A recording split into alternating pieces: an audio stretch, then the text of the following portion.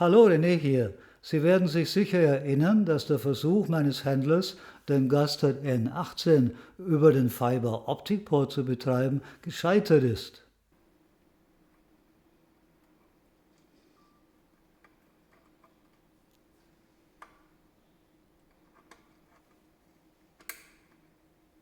Ich sagte ihm aber, ich würde sogar einen N18 Pro bei ihm kaufen, sobald er eine Lösung gefunden habe.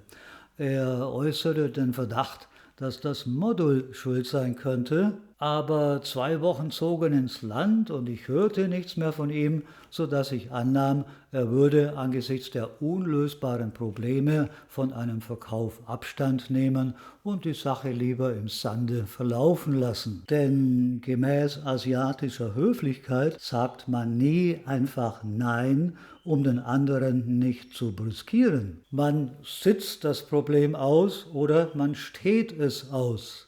Information. Bitte lassen Sie Ihr Gepäck nicht unbeaufsichtigt. Zum Rauchen benutzen Sie bitte den gelb markierten Bereich. Information zu RE341 Richtung Landshut.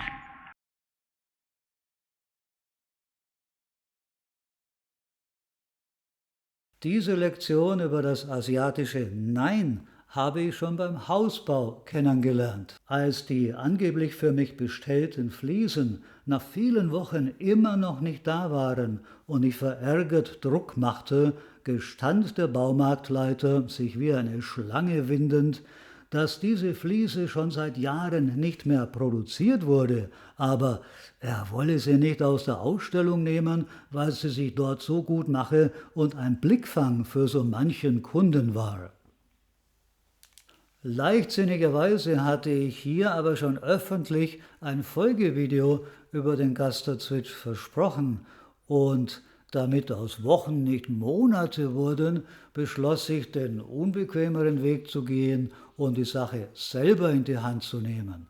Ich bestellte bei einem Online-Händler, mit dessen Service ich schon zu Zeiten meines seligen Topping D90, Gott und die Engel im Himmel mögen ihn lieb haben, gute Erfahrungen gemacht hatte, sodass ich mit Feedback und Unterstützung rechnen konnte, wenn etwas schief ging. Und es war sogar ein kleines Trostpflaster für meine Eigenbemühungen dabei. Während die Gastard Switches hierzulande meist zu überteuerten Preisen verkauft werden, bot sie der Internetversender Holisai in Samut Prakan bei Bangkok ganz ohne Warten auf den Black Friday mit einem Nachlass von 100 € auf den üblichen Thailandpreis an, also den N18 für 320 und den N18 Pro für 485 €. Das sind fast 20% auf den üblichen Thailandpreis. Bevor ich nun erzähle, wie die Sache weiterging, schiebe ich aber einen Exkurs ein über kulturspezifische Marktkonzepte und Verkäufermentalitäten, wie das gerade geschilderte Sag niemals Nein. Hi-Fi-Sonderangebote sind in Thailand sehr selten, weil man hier eine angeborene, therapieresistente Verlustphobie hat. Das Schreckgespenst aller Geschäftsleute heißt auf Thailändisch Katun Gamrai, was so viel bedeutet wie Verlust am Gewinn. Denn in der Tat sind hier die 2 Wörter Katun für Verlust und Gamrai für Gewinn in diesem einen Horrorbegriff gekoppelt. Wenn die Profitspanne nicht so hoch ausfällt, wie willkürlich erträumt, gilt ein Verkauf schon als höllischer Verlust. Das ist ein Prinzip, das vom teuersten bis zum billigsten reicht, wie etwa dem Verzehr einer Suppe in einer Schnellimbissstube am Straßenrand.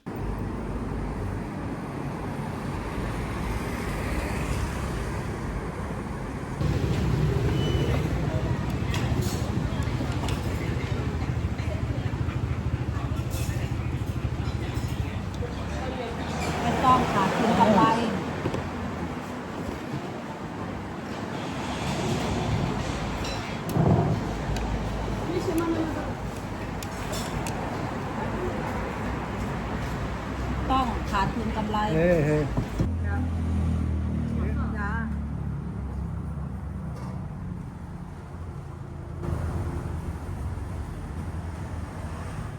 Wenn Sie dort zu viel Erdnusszpulver und Gewürzsoßen reinschütten, geht es schon los mit dem Verlust. Und bei der heiligen Kuh Hi-Fi nimmt das krankhafte Ausmaße an. Ein Freund wollte diese Three Blind Mice Yamamoto Jazzplatte in Bangkok kaufen, die er eine Woche später bei einem Tokio-Wochenendtrip in einem noblen Geschäft für einen regulären Preis von ca. 54 € erwerben konnte. In Bangkok, Fortune Town, hätte sie 4000 Baht, also über 100 € gekostet. Aber sie war nicht einmal auf Lager. Er hätte lange warten und die LP vorausbezahlen müssen, weil der Zinsverlust während der Lieferzeit schon einen unakzeptablen Pleitefaktor, also Kartongammerei, bedeutet hätte.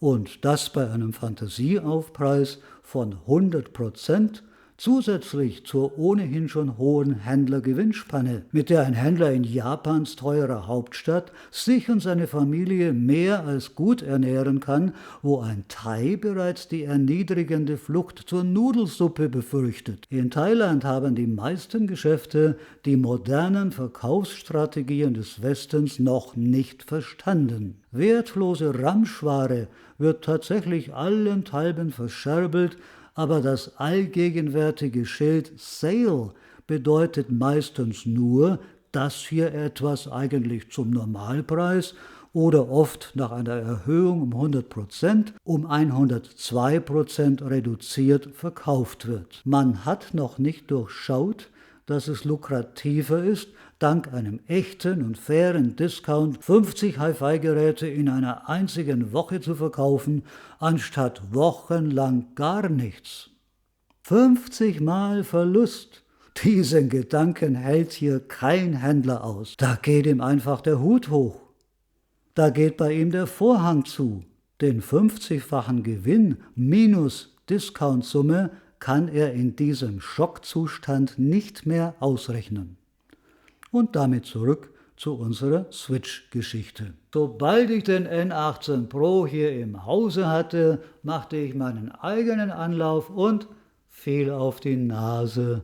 Auch dieses Gerät verweigerte den Gehorsam. 2 verschiedene Gusted-Switch-Modelle auf einmal konnten schwerlich defekt sein, also bestand wohl wirklich ein Kompatibilitätsproblem mit den Transceiver-Modulen. Der Modulmarkt ist leider völlig unübersichtlich, ein Dschungel geradezu.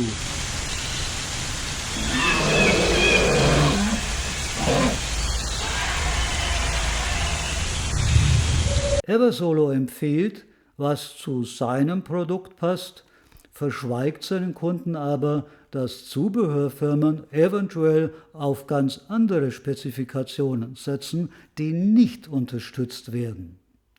Noch viel schlimmer ist aber das Informationsdefizit bei Gusted, denn falls man überhaupt Hinweise auf kompatible Module findet, sind sie bruchstückhaft, widersprüchlich oder falsch. Darauf komme ich gleich genauer zu sprechen. Während Eversolo mühelos auch 2 Gigabit verträgt, viele User benutzen zum Beispiel mit Erfolg und klanglicher Zufriedenheit dieses 2 Gigabit Finicell-Modul, solange kein Gusted im Spiel ist. Ich bin in die Falle getappt, weil ich beim Kauf meiner Module noch nicht wusste, dass auch hier wieder mal kein anerkannter Standard innerhalb der SFP-basierten Geräte besteht. Ich finde, dass dann ersatzweise zumindest mehr Transparenz ein Gebot der Herstellerfairness wäre. Aber Reden ist Silber, Schweigen ist Gold und weckt keine schlafenden Hunde. Man will die Käufer nicht schon im Vorfeld auf Probleme oder zumindest auf Unannehmlichkeiten aufmerksam machen.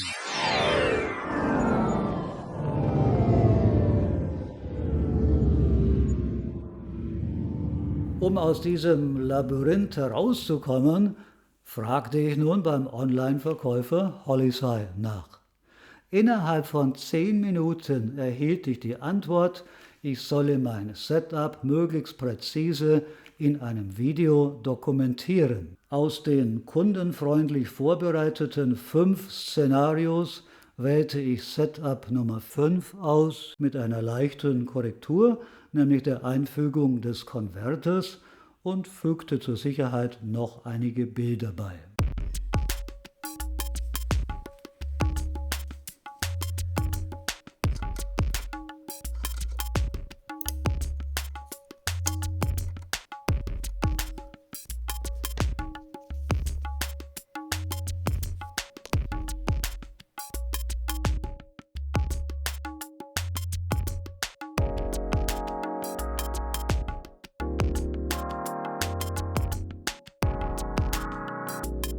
Wiederum innerhalb von wenigen Minuten wurde ich informiert, dass meine Unterlagen an Gustard weitergeleitet worden seien.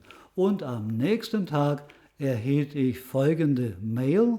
Es war die an mich weitergeleitete Antwort von Gustard. Darin wurde ein einziges TP-Link-Modul als sichere Wahl benannt. Der Rest ist nichts als das stillschweigende Eingeständnis: Eigentlich haben wir keine Ahnung, experimentieren Sie bitte selbst. Aber lassen Sie mich erst einmal das Thema Holisei Kundendienst abschließen. Sie können sich vorstellen, dass ich sehr beeindruckt war von diesem Blitzservice. So sollte es eigentlich sein im Highspeed-Zeitalter. Und Holisei hat nun den zweiten dicken Stein im Brett bei mir. Während die meisten Südländer und Asiaten bekanntlich alle Zeit dieser Welt gepachtet haben, ist diese Art Umgangsstil eine Wohltat für einen Europäer, der strukturierte Abläufe, klare Antworten und Pünktlichkeit gemäß gepflegter geschäftlicher Internetetikette gewöhnt ist. Den zweiten Award kriegt natürlich Herr Wassan dafür, dass er mich durch seine Vorführung auf die klanglichen Meriten des Gustard gestoßen hat, die mich am Schluss hoffentlich den Leidensweg vergessen lassen. Was Gustard betrifft, so frage ich mich, warum kann sich die Firma trotz florierender Umsätze keine Sticker leisten, auf denen genau das steht, was ich erst nach mühsamen Umwegen und viel Ärger mitgeteilt kriegte. Funktioniert nur mit 1 Gigabit Modulen. Hiermit spende ich das Copyright für meinen Entwurf und erlaube Gustard, die Vorlage für einen künftigen Druck zu verwenden. Sogar Audioplan hat seinerzeit versprochen, die falschen Sticker für die Yaris JP30 einzustampfen und neue, korrekt beschriftete zu drucken. Vielleicht habe ich schon wieder Erfolg mit meinem Verbesserungsvorschlag. Und in meiner Unbescheidenheit würde ich mir diesen Hinweis sogar schon in den Online-Spezifikationen wünschen, damit ich sie lesen und beachten kann. Aber andererseits, das war ja kein Beinbruch. Ich ging erleichtert und wohlgemut an die Arbeit und wollte mir locker vom Hocker mal eben schnell das richtige Modulpaar bestellen. Nach einer halben Stunde, in der ich alle Online-Händler in Thailand durchgefieselt hatte, gelangte ich zu der ernüchternden Erkenntnis: Erstens, das empfohlene TP-Link-Modul existiert wirklich, wird aber in Thailand nicht verkauft. Und in Deutschland wahrscheinlich auch nicht. Zweitens, entgegen der Aussage von Gustard konnte ich weltweit überhaupt kein SFP, egal von welcher Firma, finden, das eindeutig als 1 Gigabit Modul vermarktet wird. Alle von mir gefundenen 1 Gigabit Module waren bei genauerem Datenstudium 1,25 Gigabit Module. Die 0,25 Gigabit, also die 250 Megabit LAN, sind nur Notreserve für Zusatzinformationen, damit die volle Durchsatzrate von 1 Gigabit immer erhalten bleibt. Mit dem Hinweis auf das nicht zu findende reinrassige 1 Gigabit Modul hat Gustard mich und vielleicht auch andere Kunden schachmatt gesetzt. Für technisch Interessierte hier ein Überblick. Halten Sie das Video an und lesen Sie sich das in Ruhe durch. Am Schluss fand ich noch den Superhammer, nämlich diese Produktvorstellung. Genau das von Gusted als 1 Gigabit Modul gelobte TP-Link wird dort als 1,25 Gigabit Modul angepriesen. Lieber Herr Gusted, da fehlen mir die Worte. Naja, fehlen tun sie mir nicht, aber sie sind nicht für ein YouTube-Video geeignet. Drittens, Gusted macht dem Kunden den SFP-Kauf unnötig schwer. Wir verkaufen das komplette Auto, aber den Zündschlüssel musst du selbst aus einem anderen Land schicken lassen. Das ist ein Privatproblem. Ich hoffte wiederum auf Hilfe von Holisey, aber die Antwort lautete kurz und bündig: Leider kann ich das von Gusted benannte Modul nicht für Sie bestellen. Gusted sollte seine unklaren Angaben zum SFP-Betrieb überarbeiten oder den N18 so modifizieren, dass er auf einer breiteren Basis funktioniert wie der Eversolo T8. Aber ein richtiger Gusted-Fanboy scheut natürlich keine Mühen und kauft notfalls über eBay. Hier zeigte sich aber die üble Folge der Bevorziehung von Exoten. Die wenigen schlauen Händler, die Zugriff auf diese seltene Variante haben, nutzen ihr Monopol aus und verlangen Fantasiepreise. Lassen Sie sich also nicht das Fell über die Ohren ziehen. Ich habe dann letztlich nicht bei den eBay-Wucherern, sondern bei Genuine Modules bestellt, das Stück für 21 €, allerdings fallen dort stattliche 25 € Versandkostenpauschale an. Das Hindernisrennen wird dann fortgesetzt, sobald die Zündschlüssel für meinen Neuwagen da sind und falls sie wirklich funktionieren.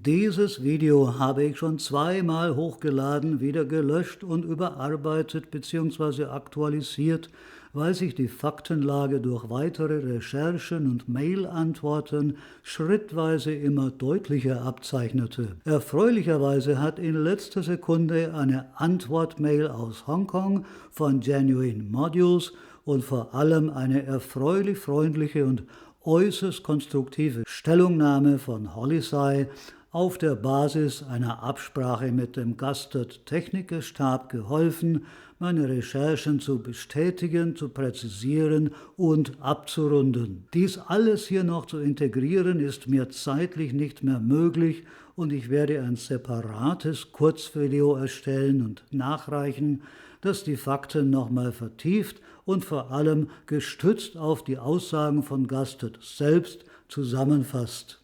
Die Sache ist insofern noch gut ausgegangen, als wenigstens nichts defekt war und bis auf einen hilfreichen Sticker mit der Warnung funktioniert nur mit 1 Gigabit Modulen und einer sauberen Rechnung nichts gefehlt hat. Ich habe mich mit der schicken Credit Card getröstet. Ratsam ist es aber trotzdem ganz generell, bei einem Gerätekauf in Anwesenheit des Speditionsfahrers sein Paket mit eingeschalteter Handykamera schnell zu öffnen und die Ware bei der Inempfangnahme wenigstens flüchtig zu überprüfen.